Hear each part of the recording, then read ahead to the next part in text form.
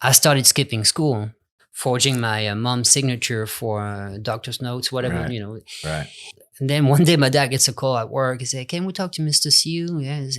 How's Kevin doing?" My dad was like, "Oh, that's sweet. Yeah, he's doing great, Yeah, because we haven't seen him in school for 3 weeks now." So I wanted to come to the States so bad. I grew up on everything American, television shows, records. Oh, really? Television shows too.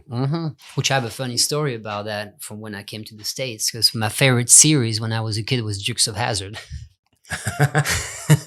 Which was not called Dukes of Hazzard. What is it called? It was called Sheriff.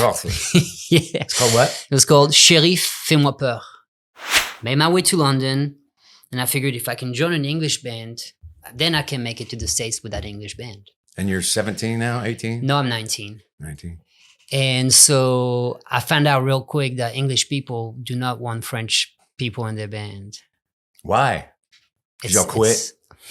Because we surrender. Don't make it pass. And so I remember having some difficulties for a while because I wanted to do music. My parents always supportive, but we don't know how to help you with that. You're in the south of France. Teachers tell you, well, what if music don't work? You got to have a plan B. I would get up extra early before going to school just to practice an hour. Oh, wow. Yeah. And then by the time I hit high school, I was playing every weekend, and making money? Making money. And I started skipping school, forging my mom's signature for doctor's notes, whatever, Right. And it worked out for a while. And then one day my dad gets a call at work. He said, "Can we talk to Mr. Siu? Yes.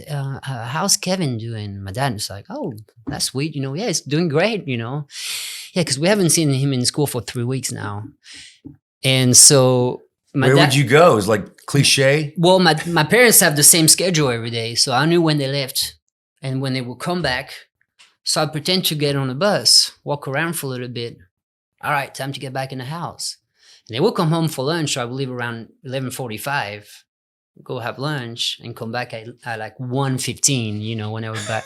And so by the time they got off work, I was supposed to be back from school. So basically, I would just stay home and practice guitar all day. Right. One time, a teacher called home to talk to my parents, and I'm the one that picked up, and I was supposed to be in class. So long story short, my dad goes, "How was school today?" And I said, "Oh, it was great, just nothing special." And he goes, "Cool," because, they called at work, and I just went, "Oh. Busted. And he goes, "What have you been up to?" And I said, "Well, I've been scared the shit out of him." Yeah, I've been practicing guitar, just staying home and practicing guitar." So my dad was like, "All right, that's cool." And I was like, "All right." And he goes, "But I got to tell your mom, though." I was like, "No." Because my dad was cool. My mom was cool too, but, she was more. Yeah, she was a mom. She was mom, And so I ended up working in a music store for a little bit. And then I had a period where. So you left school in the 9th grade? Is that 9th? I don't know. Is it 9th grade? Yeah. I did first year of high school, and I had to do it again because my grades were terrible. Right. So the second year I thought, well, just, do it, that way but I couldn't even focus on any of that. So I went and worked in a music store, and then after a while, the band broke up. The what? The band broke up, yeah. It was called Route 66. And everything fell apart. That's so funny. I mean, what a cliche to have a band name of an American highway and a French band. That's right. Well, I got it tattooed. I love it. I think it's great. So the band broke up. Nothing was going on. I ended up quitting my job thinking that I would have more opportunities, and then it was nothing. I would just stay home. And I got, depressed, fighting with my parents. So I thought, well, what are you going to do? Either find a job and then just forget music or hit the road. Mm-hmm. So I wanted to come to the States so bad. I grew up on everything American, television shows, records. Oh, really? Television shows too? Mm-hmm. Which I have a funny story about that from when I came to the States, because my favorite series when I was a kid was Dukes of Hazzard. Which was not called Dukes of Hazzard. What is it called? It was called Sheriff. Yeah. It's called what? It was called Sheriff Fais-moi peur.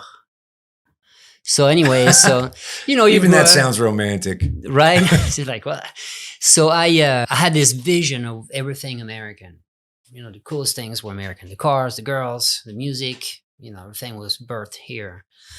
But how do you wrap your head around, hey, I'm just going to move to the States, and then where? New York, LA, Dallas, Austin, Nashville. I just didn't know. So I thought, all right. And this is when Street Smart started. I thought, okay, so a lot of my favorite musicians are English. They come from London or around London, and they played American music. And I also knew that English bands are popular in America. So I thought, well, this is the European Union. I don't need a visa to go to London. So if I can make it to Paris, then you can go across the channel and go to London. So I said, that's what I'm going to do. I'm going to go to London. So I did.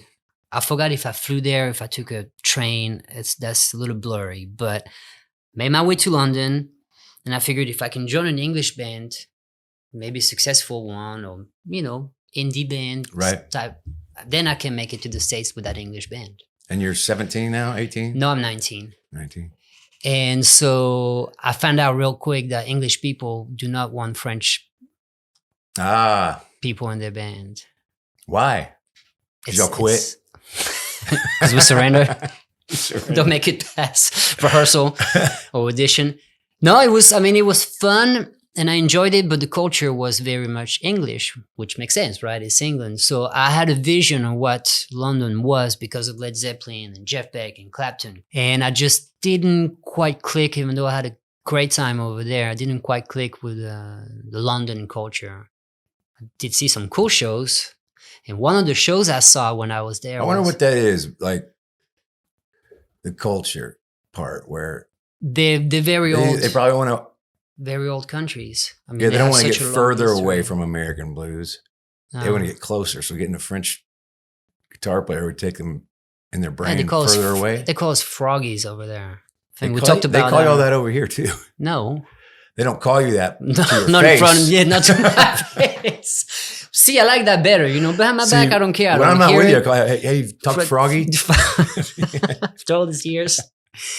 No, so I was there, and it was a great learning experience. It was the first time out of the house, and instead of moving to like the next town over, it was a different country and one of the biggest cities in the world. So I learned real quick how to. So there was a few things that I learned while there. How to live with little means. So finding hostels, that was the best way to do it. Plus, you meet people when you're there. And then, just trying to figure out who was doing what. And did you ever run into any trouble? No. So hostels are pretty. They're fine. Yeah. But I worked for the hostel because I didn't have money. So I was cleaning toilets and showers. Really? And I found out how dirty people are by doing that. It's like, is that what people do in their homes? But I had free lodging at the hostel for a while. That's killer. And then I ended up working in the kitchen, washing dishes. So I ended up having the key of the kitchen. So I would just go at night and go get food. And so it was like a little bit on the Charles Dickens. Oh, yeah. You had the key to the kitchen, so you got to go check out the fridge. At night, I would just grab, a couple of bananas and some bread and, So how did you make any money? Like, how'd you save up? Like, how much did it cost to fly over here? Well, I had sold see, that's a little blurry at this point because I thought I had sold a guitar to come to the States, but I think I'd sold a guitar to go to England, and I had a little bit of money left. But I only stayed in England for 10 months. Right. Or maybe even less than that. So, but while I was there, I was trying to figure it out musically where I was going to go. But I was just a guitar player. So I just wanted to join a band. Right.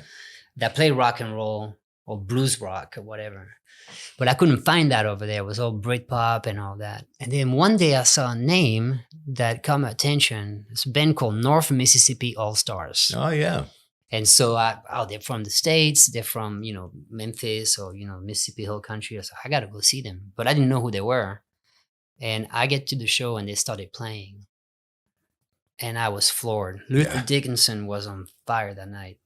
Told myself, if I'm going to do this seriously, after what I saw tonight, I better step up my game. And if it's any indication on how American musicians play the kind of music I want to play, then I need to go to the States. Got a ticket to LA for $1,000 or no, it was like $500 back then. Good old days of you didn't cheap fly business class? Didn't know those existed. And you landed at LAX? Landed at LAX on May 1st, 2001, yeah. And so I took a little bit of experience from London and